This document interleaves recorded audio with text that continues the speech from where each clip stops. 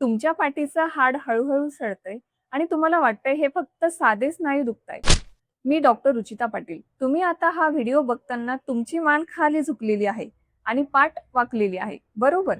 दिवसभर ऑफिसमध्ये 6 ते 8 तास या स्थितीत बसून तुम्ही तुमच्या मणक्यावर स्लो पॉइझन सारखा दबाव टाकताय. मजेची गोष्ट सांगू, हा प्रॉब्लेम तुमच्या मणक्यात नाही. प्रॉब्लेम तुमच्या बसण्याच्या घाणेरड्या सवयीत आहे. जोपर्यंत ही सवय बदलत नाही, तोपर्यंत जगातला कुठलाही महागडा मलम तुमचं दुखणं कायमचं थांबवू शकणार नाही.